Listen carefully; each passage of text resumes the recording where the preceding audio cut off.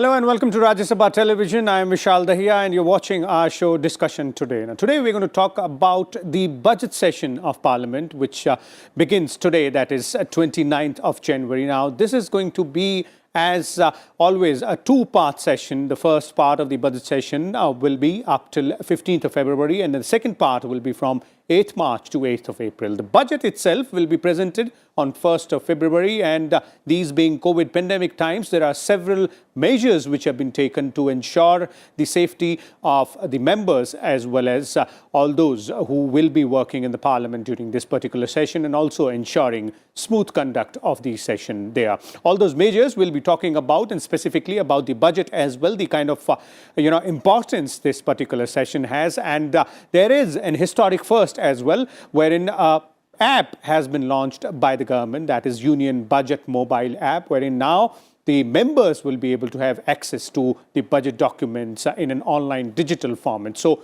no more, papers will be used in terms of presenting those documents to the members and to the general public as well. Although the President's address and the budget speech of the Finance Minister will still be given to the members in hard copy. So we'll talk about all these aspects and several others as well in terms of the strategy vis-a-vis the government and the opposition is likely to follow in the entire budget session, and the key highlights as well. And for more on this, we're joined by a distinguished panel of guests. Let me first introduce them to you. We have two panelists here today. Mr. A.K. Bhattacharya, the Editorial Director of Business Standard, is joining us. We also have with us senior journalist Mr. K.V. Prasad. Welcome, both of you, Mr. Prasad and Mr. Bhattacharya, to Rajya Sabha Television. Let's begin the show, and let me begin with you, Mr. Prasad.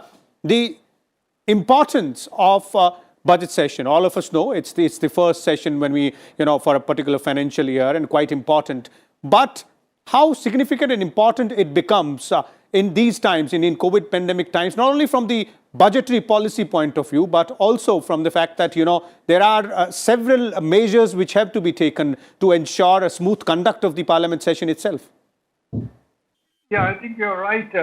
As a few hours from now, we'll hear the President's address to the joint session of Parliament, which of course is a customary, where the President comes out with what the government of the day wants to do in terms of its plans, policies and priorities.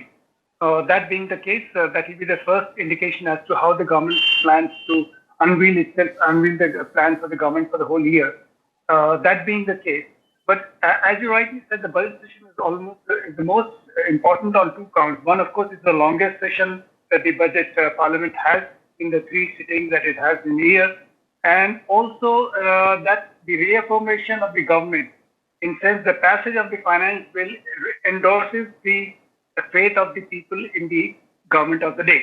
That's the most important thing, because the power of the purse lies with Lok Sabha, and by allowing the Treasury the keys, giving it the keys to draw money out of the public funds, is the endorsement of the government. I think the priorities will be outlined as we go along. There are many things. Of course, the biggest challenge that the government of the day has is the post-COVID economic recovery. As we have just heard, the trajectory of the COVID has been flattened. That itself is a very heartening feature. Already the country has rolled out the vaccine dosage. Some 20 lakh people have been inoculated, as we hear the figures, and that will go as we go. Of course, the budget session, as you are aware and you also mentioned, are being held under the COVID protocol.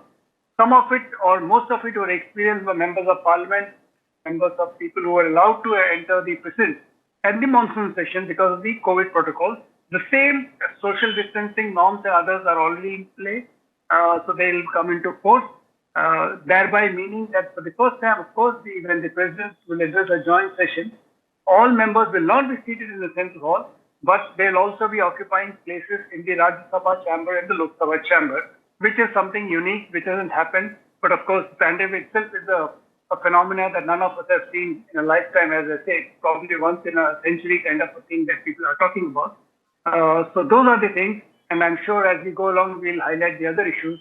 But before I let go, I think the opposition has already indicated the kind of approach it is going to take. We've just heard that all 16 members from 16 parties in opposition have decided to stay away from the President's address in support of the farm law. For repeal of the farm law. Okay. Indeed, that is one aspect which we'll come back to later on as well in terms of the strategy which is to be adopted by both the government and the opposition. Let me bring in Mr. A.K. Bhattacharya. Mr. Bhattacharya, going back to the most important item in this particular session, that is the presentation of the budget and the assent of the Parliament to the budget specifically. Now, that budget document this time around becomes much more important than it has been every year. Because of the COVID pandemic situation, because of the way the entire economy, and not only our economy, the global economy has taken a hit, and we have to chart a way out here from here onwards. Also catch up on the targets which were set earlier. So, in your views, what kind of direction we might see when we are talking about the budget, the 2021 Union Budget? Thanks, Mr. Dhaiya. As Mr. Prasad pointed out, that the budget session starts with the President's address. And the President's address, in my view, will give a broad idea of what kind of economic policy perspective does the government have. Because this is a speech of the President, which is actually the government speech only delivered by the Honorable President. So President's speech needs to be very closely tracked, because that will provide an indication of the kind of initiatives that one can see in the rest of the remaining part of the year, this calendar year. That's number one. Number two, immediately after the President's address, you will get to see a document called a pre-budget economic survey for the year that is ending on March 31st, 2021. So that economic survey will provide the backdrop of the budget that you just mentioned. That pre-budget economic survey is prepared by a top team in the Finance Ministry led by the Chief Economic Advisor, and he presents what the year has been like from the perspective of the economy, from the perspectives of the financial sector, from the perspectives of agriculture, from all other elements of the Indian economy. That survey will provide a clear path, road map for what to expect in the coming year. Okay. Most importantly, the economic survey will also indicate what kind of a growth scenario that you are looking at. As you will know, that the current year will see a contraction after almost 40 years. So the last time a contraction in the Indian economy took place was in 1979-80. So you can actually say that for 40 years, the Indian economy never saw a contraction. And this is the first time that the Indian economy will see a contraction. And the economic survey will provide an indication of what kind of policies that the Finance Ministry or the Government of India should take. And then that will, these two documents, the President's speech and the economic survey, will provide the backdrop to the budget that will be presented by the Finance Minister on 1st of February. And that budget, in my view, will have to be a post-contraction budget, and that will provide an indication of how the government wants to raise its revenues, because the government needs to spend more. The government needs to spend not just on various programs, but also on key sectors of the economy. For example, the financial sector. The financial sector of the economy is in trouble, as the Reserve Bank of India's recent report said, that the stress levels are going up. So you can safely expect that the budget will provide an outline of how the government wants to recapitalize the public sector banks, which account for almost 60% of the total bank credit in the country. Okay. Having said that, let me also say that the budget itself will be an important document, but an equally important document to be presented alongside the budget would be the report of the 15th Finance Commission, on the basis of which the Finance Minister, Mrs. Nirmala Sitharaman, will present how she wants to distribute and share the revenues with the states. So the 15th Finance Commission recommendations will be very critical in terms of how the states, 30 states, will share, get the revenues that the center collects As you would know, that the Finance Commission recommends, and those recommendations, and by and large, are accepted by the government. And therefore, you will see a flurry of economic policy indications, with starting with the president's speech, then the economic survey, the budget in itself, and then the Finance Commission's report, which will be analyzed, debated, and discussed in the following days. And then there is a recess in Parliament when this parliamentary committees will look into the various demands for grants that are presented for different ministries.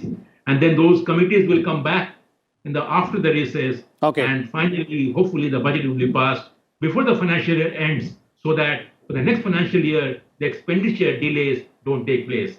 I think that is where I will stop. Okay. And the first Okay, definitely. That is indeed quite an apt summary, Mr. Bhattacharya, about the way the entire budget session can be looked into, and the key highlights, key points there, key documents which need to be focused upon if one has to understand as to what exactly is likely to be said in the budget document, as Mr. Bhattacharya pointed out. Let me also bring in Mr. Prasad here. Mr. Prasad, from your point of view, what can be the key focal points or key focus areas as far as this year's budget, which is again, as both of you are also pointing out, going to be really, really important from not only this year's point of view, but also from the future point of view? I think one of the things that is obviously top of the mind for everybody is how does the government take forward post-COVID? Because already we've seen, and Mr. Bhattacharya has very elaborately said about all the economic indicators that are available before us.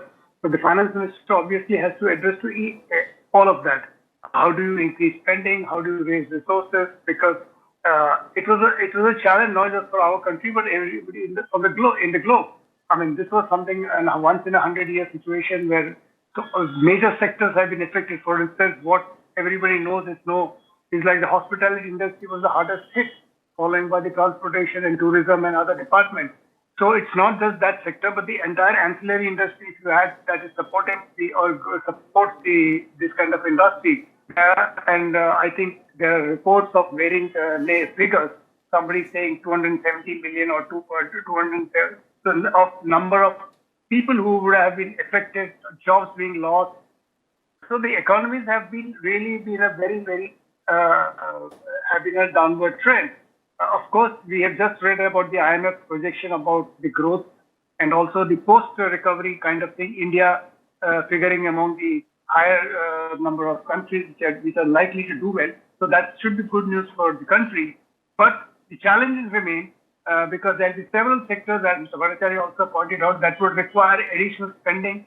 And let us not forget the kind of initiatives the government took to address some of the challenges in the COVID and the lockdown period, like trying to give money or put money into the hands of people so that there is greater spending or at least for basic necessities. So I think all those need to be funded. So you'll have to find resources for all that. And at the rate which already the middle class aspiration is also the middle class expectation, I would rather say, is there going to be a tax relief in some form and fashion? Because as it is, incomes have gone down and people are finding it difficult to. So I think all these are issues that will be up on the table. Okay. Earlier, you spoke about, Mr. Prasad, in your previous response, you spoke about how the opposition has a strategy there. And obviously, just like every other session, the opposition would obviously want to go ahead and corner the government on various issues it believes are of importance. And in turn, the government also has a strategy for every particular session in terms of the bills or the legislations it wants a nod of the parliament on, and obviously responding to the opposition's charges, which are part of the discourse in the parliament. So, from your point of view, how can we, look at in terms of the strategy which is to be adopted by both the opposition and the government in obviously trying to, respond to each other and take the discourse further on various issues? See, it's there, like the opposition has played it, what you call in a classic chess format, the opening gambit, by announcing that it is going to stay away from the president's address, which is going to happen a few hours from now. And that is because there is a feeling that the farm laws is where the protests we have all seen for the last 60 odd days, farmers are at the borders And in fact, after 26 January, the violent incident that took place, there is a different kind of people, the kind of sympathy that people had, the farming community evoked. That has eroded to a great extent because nobody accepts violence in a democratic setup. The protest is a right, but violent protest is certainly a no-no. While that being the case, I think the opposition is also trying to find how it can make an effective intervention where the government of the day listens to it and also listens as they want. But let us not forget, there is a very old parliamentary adage which says, while the opposition can have its say, the government will have its way. So this is where the saying lies. Essentially, what we have seen even in the past, the opposition brings certain set of issues on the table for discussion, and the government is willing for a discussion on many of these issues. They get boiled down in procedural issues, what kind of motion should be adopted, what kind of motion should go on.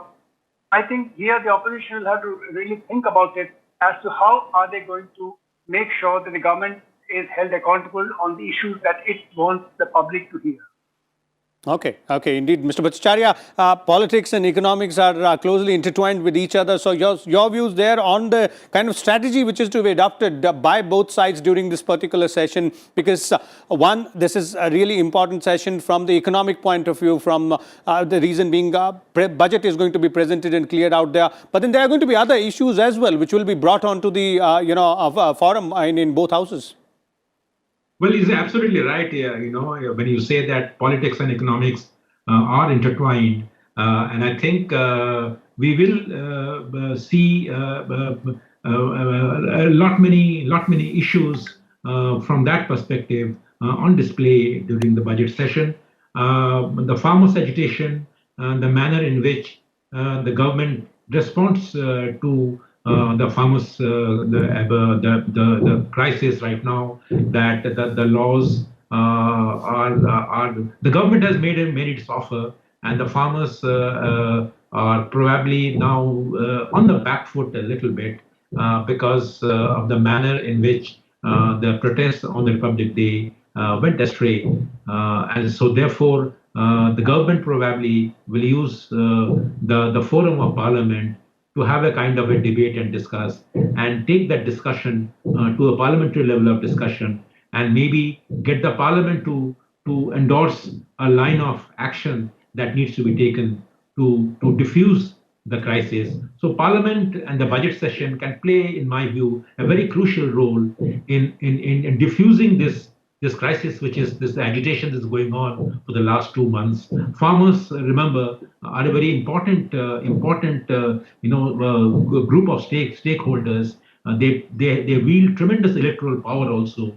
So I'm sure the Indian Parliament in the budget session will discuss the issues that are bothering these farmers and see in what way a resolution of this stalemate can be found out. So that is one area, certainly.